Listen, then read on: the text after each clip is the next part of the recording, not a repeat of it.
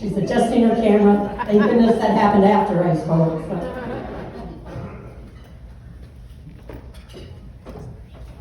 Thank you, Ann. I need a nap after all that. All right, let's give it a round of applause for you guys for coming out today. I'm very excited to be here, and thank you so much for coming to listen to me talk about leadership in comedy. So during the day, I'm the director of the Tampa Bay Women's Business Center. I'm also a college professor, and at night, I'm a stand-up comedian. And whenever I perform, the audience, they call me up, Dr. Carey, they get so excited, there's a doctor in the house! I'm not that kind of doctor. Don't have a heart attack. But I am a college professor, I teach marketing, but you guys, I'm not very good at my job. I can't see, I'm partially deaf, and I'm a cougar, which means if you take my class, I'm an easy A. And I always thought I was a great teacher, right? Because my students would come to class and they'd really pay attention, like you guys. Everyone's eyes are on me, they're smiling, they're laughing at all my jokes. And I look a little closer and their eyes are red. Turns out they're high. That's all right, if you're high, you're gonna love me. The other thing about me teaching is I've learned that my voice is a cure for insomnia, right? So the other day I was lecturing in my economics class talking about the supply and demand curve and the inelasticity of demand. And I heard someone start snoring. I jumped and realized it was me. So today I'm going to do some comedy towards the end, but I want to share with you some information about leadership and how stand-up comedy can really help a lot of people with leadership, resilience, and humor. So everyone always asks me, how did you get into stand-up comedy? A couple years ago, I published a book called Seduce Your Customers. It's a marketing book for entrepreneurs. And I was traveling around the country doing a speaking tour. And as a professor, I thought I was pretty good on stage, but I wanted to get more confident. So I signed up for a class at the Fort Lauderdale Improv. And what happened is I fell in love with comedy. So I performed, as Ann mentioned, all over the state of Florida. I'm originally from Rochester, New York. And I'm doing comedy a couple nights a week. I absolutely love it. And there's a lot of great things that I've learned from comedy that can help us in leadership. How many of you in the rooms are leaders? How many of you are parents?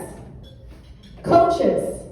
Everyone is a leader at some point in your life. And being a leader can be challenging. There's a lot of things happening in the world right now. And I want to talk about stress. There's a lot, who's stressed out? Just a few of us, right? So I want to take a moment of silence just to pray for the folks that passed away in Uvalde and also in Buffalo, New York. And if you turn on the news, I learned there's monkeypox, which is also like chicken pox, but did you know there's duck pox, camel pox? What's next? Doggy pox?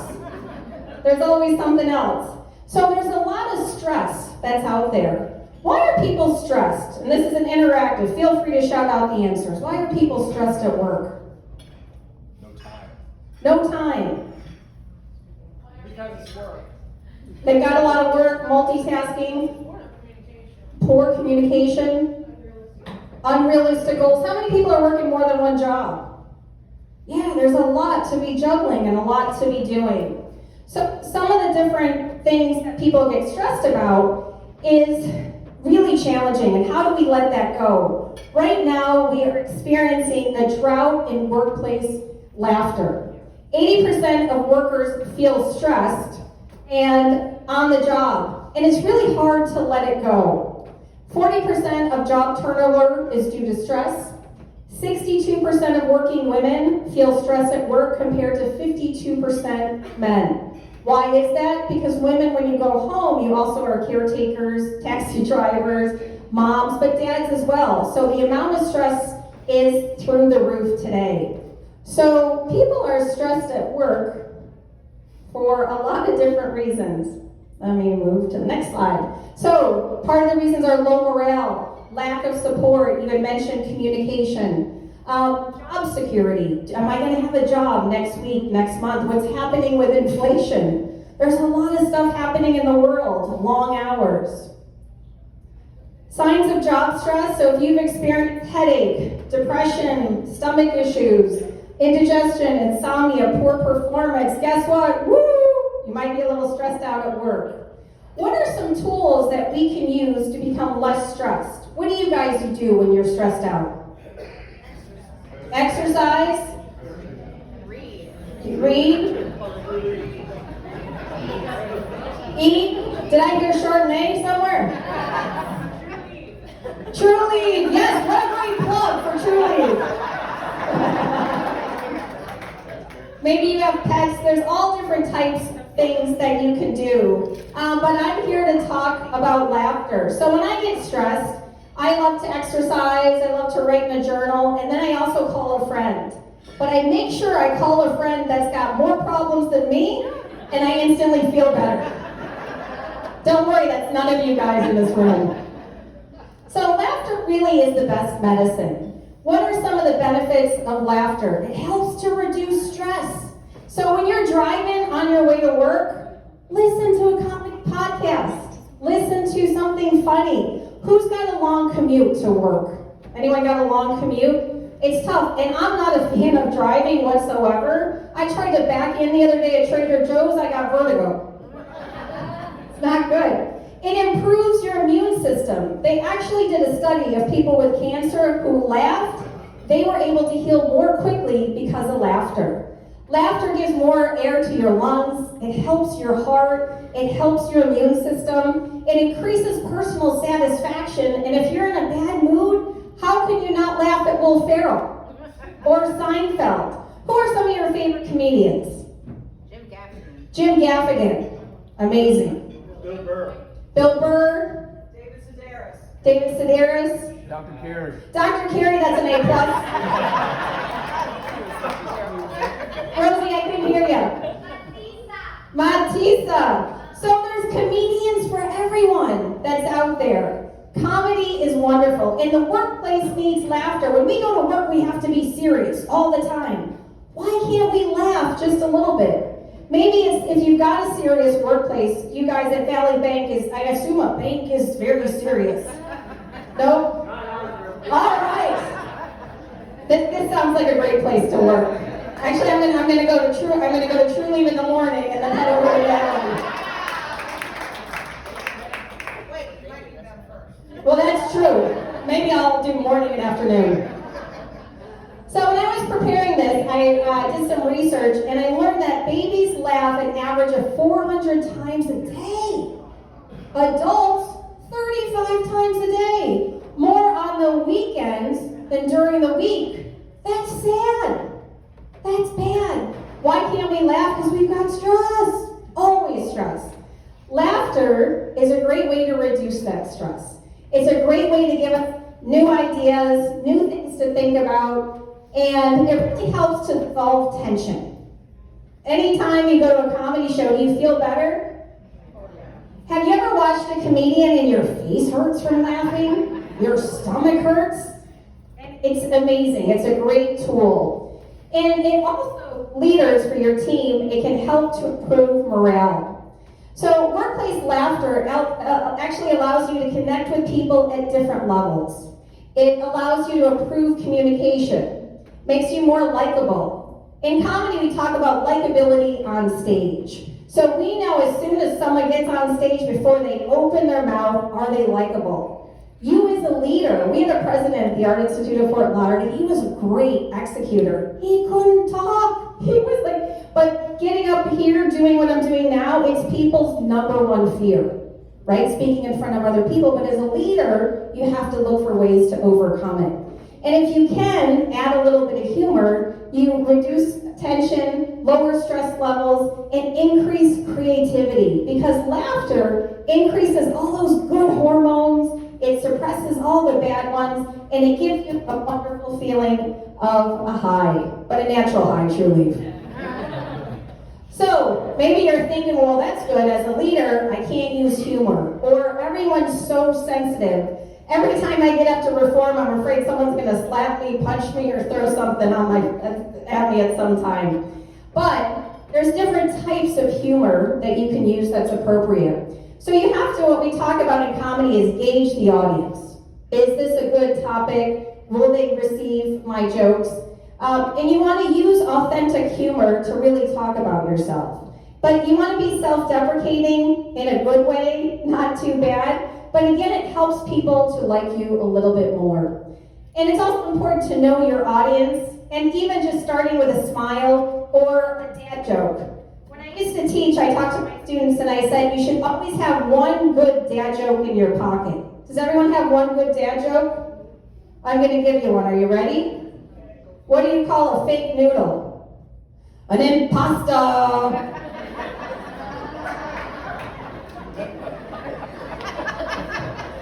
I could go on all day with those. You want one more? Yeah. All right, so my dog, poor thing, I'm going to talk about him shortly. He lost his tail. I didn't know where to take him, but I found out I could take him to the retail store. Oh, so that might not be you, but it might be a good way to diffuse some tension. So it's always great to have one clean joke in your pocket. So as a leader and as a comedian, a lot of things that I've learned on stage has helped me in leadership. So I'm going to talk about 4 things today. I'm going to talk about vision, communication, motivation, and resilience. So let's talk about vision. What's the difference between a leader and a manager? A leader has vision. A manager executes the day-to-day. A leader looks at the long term. So leaders tend to have charismatic personalities. If you just look at all the presidents. I'm not going to talk about politics, but we comedians really miss Donald Trump. Why? Every day there was material. But most leaders are charismatic. Comedians are also charismatic on stage. There's a couple that aren't, but they have great jokes. And it's important to have a vision. Where is your company going to be in 5 years, in 10 years? You can also have a personal vision. Where do you want to be in 3 years, 5 years? For comedy, for me, I have dreams of where I want to perform and also finding my voice. I need to be funny so you'll come back. Many of you are here and you've seen me before, but you're here because you like me or you had to be here. Hopefully it's the first one. So leaders and comedians, it's important that they have vision, motivation, and also a hard work ethic. I spend 4 hours a day on comedy, writing, performing, watching, memorizing. It's not something you can do part-time. Some folks can, and God bless them, but it's a lot of work. The second skill that both leaders and comedians have is effective communication. Good communication skills are absolutely essential. Have you ever had a teacher or a boss that didn't give you good instructions and you're like, what do they want me to do? So if you've heard a comedian on stage and they mumble, they talk too fast, it's really hard to understand them. So communication is not just talking, but it's also active listening, nonverbal communication, the way you write in emails. For the folks that were at the Women's Conference in Florida, Erica Dewan spoke and talked about digital communication. Fascinating. How we text, how we write in emails. All very important. Comedians also need to be great communicators because they need to know when to pause, when to hit the punchline. Are they communicating their jokes effectively? I'd like to share with you right now one of my favorite comedians, Mrs. Hughes.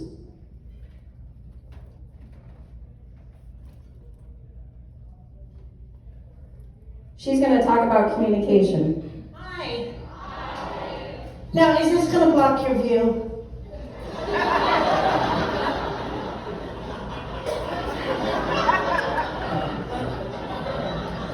Hello, you guys already? Chris was talking about the GPS system. Who has a Bluetooth that talks to them in the car? Nobody? I'm the only one? That woman drives me crazy. My old one broke and I had to get a new one. My old one said, say a command. The new one says, speak.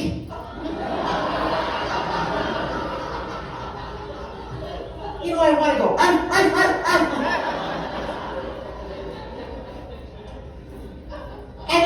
I don't know, it doesn't matter. Call Gloria. Did you say Judy?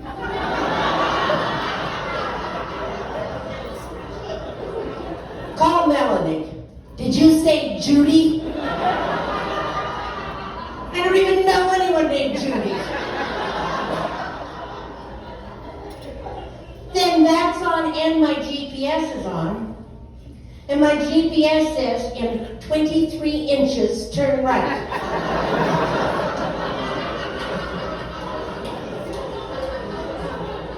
My Bluetooth says, did you say Judy? I just let them fight it out.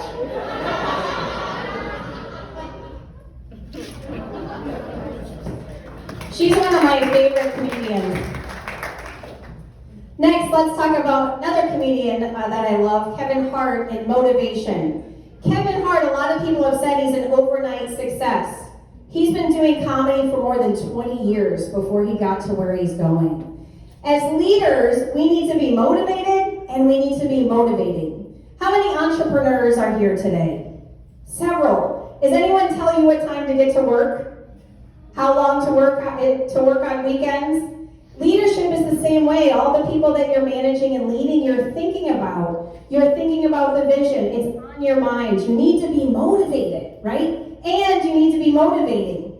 Does anyone have a great coach when you were younger? Like just a great coach? I went to see at the Economic Club, there's a few of us here today, and the coach of USF spoke. He was amazing. Super motivating. I don't play football, but I was ready to go try out.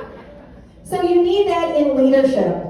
So let's watch Kevin Hart talk a little bit more about being motivated. Oops, maybe.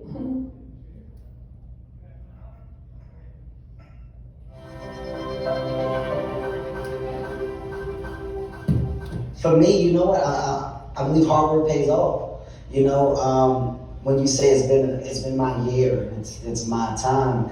You know, Hollywood has a way of making everything seem like an overnight success. Oh my God, where did this guy come from? Oh, this kid, who is he? Look, he's a massive star. I 18 years in the business. You know, You put in your 10,000 hours. I put in my time. You know, I got dues that have been paid and paid again and paid one more time after that. I stayed true to my dreams, and by doing that, eventually it came true. But there has to be something, I won't say special about you, because I believe we all have the same human abilities, possibilities. Not everybody can do the same thing. But there has to be something that is different, because there are lots of people who try, and there are lots of people who want it, and there are lots of people who have that desire. What was the difference, do you think, for you? The difference for me was I paid attention to what people did before me, whether it was right or wrong. Everybody successful lays a blueprint out. You lay the blueprint out. You know, I can go down the list, from comedians to actors to entrepreneurs to self-made moguls. You look at Russell Simmons, you look at Jay-Z, you look at Tyler Perry, you look at Puff. I mean, you're looking at people that start off with a small vision, and that vision manifested into something beyond expectation. So what I did was, from the people around me, my mentors, Eddie Murphy, Chris Rock, Pryor, Who are all on the walls. all the walls. Yeah. All on the walls. So you surround yourself with I that. surround myself with a constant reminder of who's great. Constantly. I come down these steps every day, I look at Richard, he was great. I see Eddie, he was great. I see Chris Rock, he was great. It's a constant reminder. What am I trying to achieve? I want to be great. So that motivates me. So the thing that separates me is my drive. My drive is other people's success.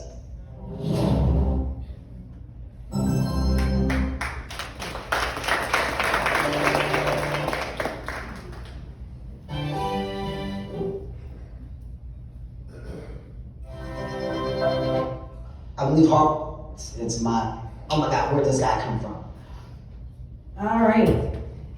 How many people have heard of a vision board? So a vision board are pictures, words that help you to stay motivated. And as a leader, or just even as a person, for me as a comedian, I have a vision board of where I want to perform, things that I want to do, and I have it in my bathroom, so every time I go in, I can see it, and I stay motivated. Maybe it's a mantra, but we as leaders need to stay motivated, and we need to help motivate our team as well. There's a lot of tough things that are happening in the world today, in life, and we've heard a lot about pivoting since the COVID, right? But we've also heard a lot about resilience. And when something bad happens, we've all had something. We fall down, how do we get back up? And you might be down for a while, it's okay, but eventually you gotta get back up. So what are some tools for resilience? As a comedian, we bomb on stage. Has everyone heard bombing on stage? Let me explain what this is. I feel like I'm bombing right now. So I'll be telling jokes and everyone's looking at me like my students, the die bitch die face. So no one's laughing at your jokes, it's a tough room, and as leaders, you might be giving a speech and it's that same thing. So we have to use tools to help us to feel better and to get back on our feet. Maybe it's having a mentor. A mentor might be someone you know, but for me, maybe I'm watching different comedians in the morning or at night. These are people I want to be like. I like their joke structure. It's going to comedy clubs, watching comedians, being around comedians. Leaders, I've seen many of you in the room at networking events. You're here today to become better leaders, to have resilience, to help your team really get to the next level. And laughter creates resilience. Have you ever had a really bad day and you've gone to watch a funny movie? Or turn on, for me, my go-to is Seinfeld. I can't feel bad after watching a couple Seinfelds. Or you mentioned Jim Gaffigan. He talks about bacon. I don't even eat meat, and I'm laughing, right? So in life, when tough things happen, you've got to look for the silver lining. I'm going to share with you in a couple of minutes that I went deaf a couple of years ago. I'm completely deaf in my right ear. You might not know it. I'm always smiling, but I have no idea what you're saying. But being deaf, it sucks. I'm not going to lie to you. I can't go to concerts because I can't hear. I don't go to big arenas. I can't hear. But for comedy, it's gold. Not a lot of comedians are deaf. I have a huge thing I can pull from now. So losing my hearing has been great for my career. So there's ways you can think about it. All right, are you guys ready for some jokes? All right, I'm going to do a couple jokes. Is that why you came? All right, I'm recently divorced. Clap it up if you're also single. Clap it up if you're single. There's like 4 of us in the room. All right, clap it up if you're married or in a relationship. Woo! Yeah. Clap it up if you're cheating. Nobody? So married and relationship people, let me tell you how tough it is being single. During the quarantine, remember we were locked up, right? And you couldn't see anybody. The only guys I would see were the delivery truck drivers. So I get a knock on my door, and it was the UPS guy. I got so excited, I run, I'm like, come on in. Do you want coffee, cake, breakfast in bed? And if it was the UPS guy, he was getting a smorgasbord. So I just kept ordering stuff online over and over. It'd be kind of like my way of Tinder, just date after date after date. So I did that joke at a comedy show recently, and a guy came up to me and asked for my card. I got so excited. I thought he was a booker. I was going to get booked. I handed him my card, and he winked at me. He said, I'm a UPS truck driver.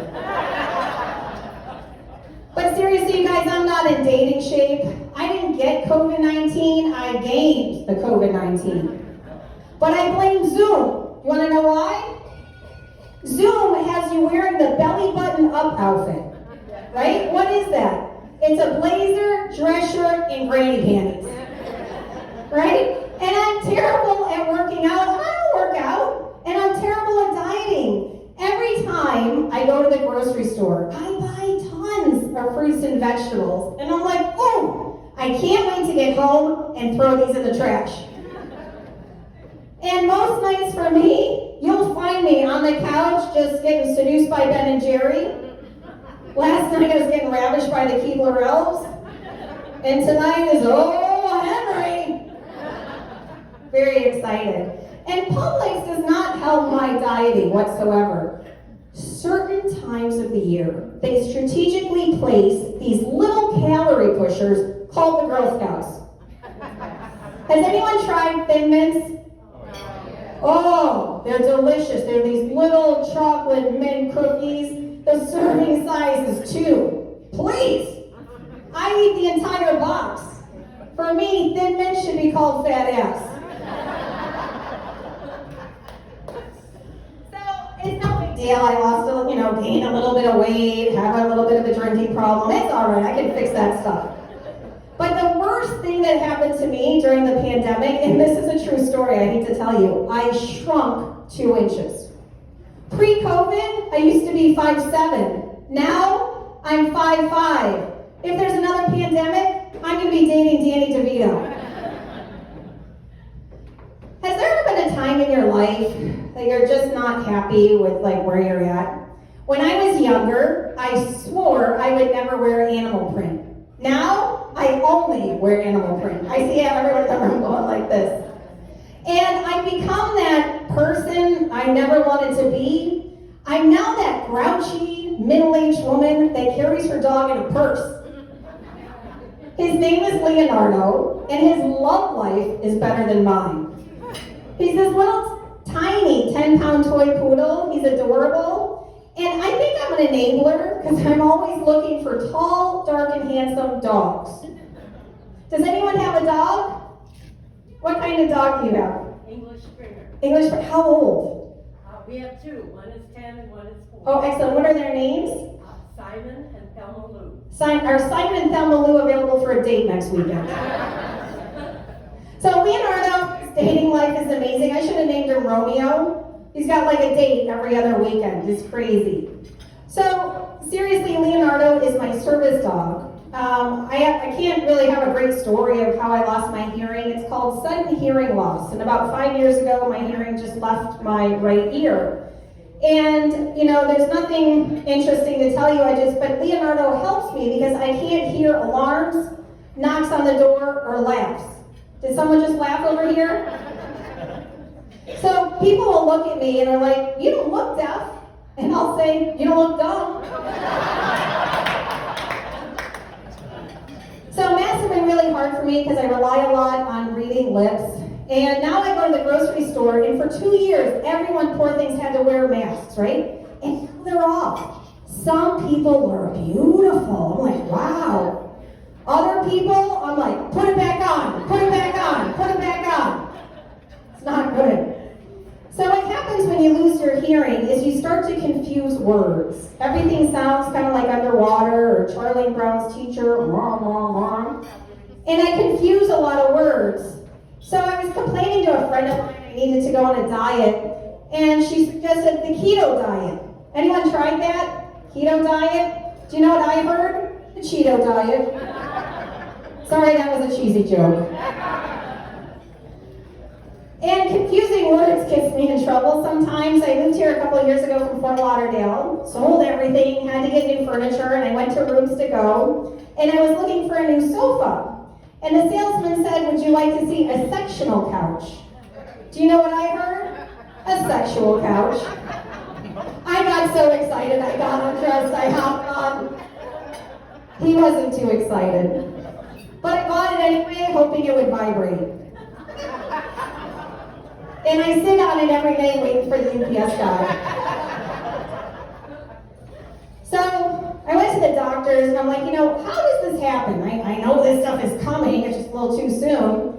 And the doctor asked, have you been to a lot of loud concerts? Have you been around a lot of loud noises? And I had to make a confession.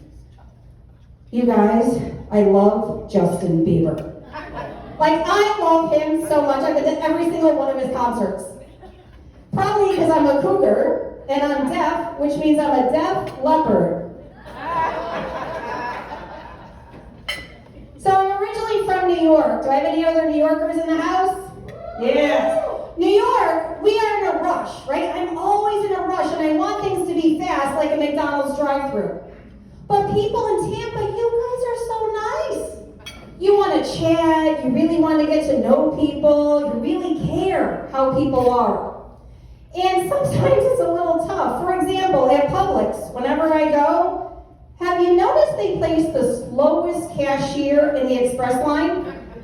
And they want to chat. How are you? How was your day? I want to retitle the shh line. Guys, I just started smoking so I could go buy cigarettes at the customer service counter so I could check out faster. And I'm, a little grouchy at my age, and just the number of pet peeves I have seem to increase. One of my greatest pet peeves is I miss paper towels. I miss paper towels in public restrooms. You know when you go to the airport and they have that hand dryer that never works? It's like giving a bald guy a comb. Sorry, Pete. And I hate those automated faucets in soap, right? They never work either. You're moving your hands back and forth. I feel like I'm trying out for Dancing with the Stars. And ladies, why is there always a line to the restroom? Wherever you go, there's a long line. Back in 1992, Nashville, Tennessee, outside a Billy Ray Cyrus concert, there was a long line. And the ladies had to go. So they started dancing. That's how line dancing was invented. Guys, that's Dr. Carey. Thank you so much. Does anyone have any questions? Questions about comedy or leadership? I'm so used to just getting off the stage. Any questions?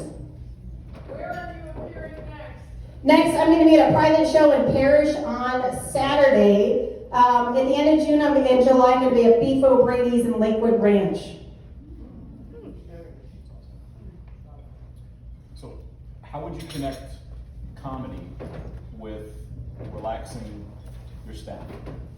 So if there's a way, maybe it's to tell jokes, encouraging them to watch a funny movie, or looking at things like in a different light. Because every bad situation is room for comedy, but some things are too soon. Do you guys remember a couple of years ago when there's really bad fires out west? I used to live in Oregon and it just burned most of where I lived.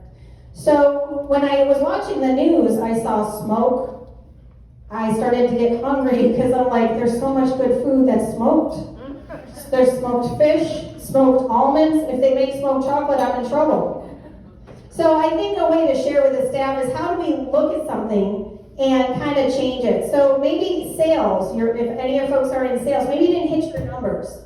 So I read a great quote that I put in here that said, if you didn't hit your sales, don't worry about it. If we get any lower, we can't climb into the car. So there's a way to kind of take a bad situation and to find some sort of humor to it. I have way dirtier jokes, but I couldn't do them today. I really want to. I can't. I'm not going to do it. How do you deal with fear? Yeah, so how do you deal with fear?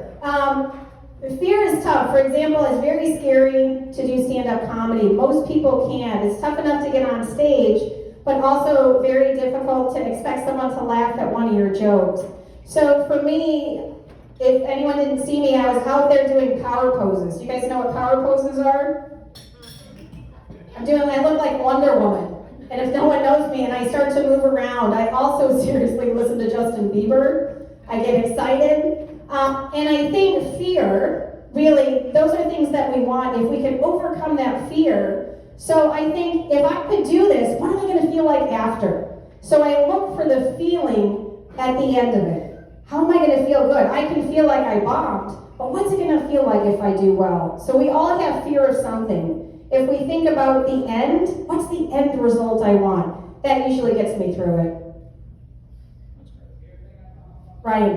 Have you seen The Marvelous Miss Maisel? Love Marvelous Miss Maisel. And do you ever draw from TV, like comedy and stuff, as inspiration for your own sets? Yes, so as comedians, we have to make up our own stuff. So the impasta joke, that wasn't mine, but everything we do is writing. And it's really hard to write, but I like to watch a lot of comedians to see what are the topics? What are people talking about? It's really hard to be a clean comedian. It's easy to be a dirty comedian because it's embarrassing, it's the quickest thing people write. But to write clean, so I'll watch a lot. What's the topics? Right now when I watch the news, it's monkeypox. Remember like last year it was murder hornets? I'm like, what's next? But it's great material for comedy.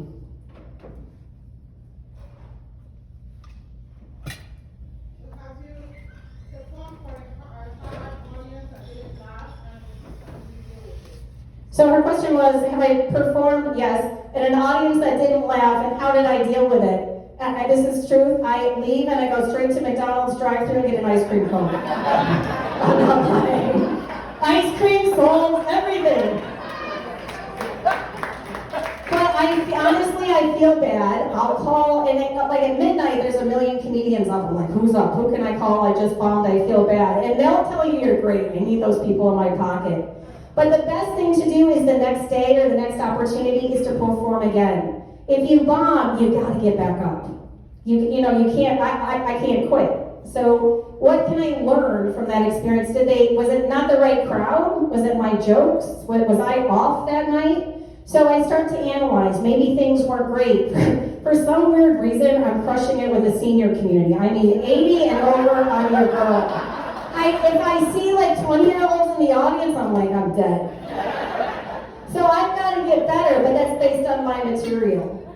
So, Cammie. So what's your ultimate stage to perform on? What do you aspire? Like, what's greatness for you? Oh, I would love to be at every comedy club, also the Strass Center, Broward Performing Arts Center, and that's on my vision board. I'd love to be in a big theater. But before I'm like, am I crazy? What the? But yeah, I'd love to be in a big theater to perform.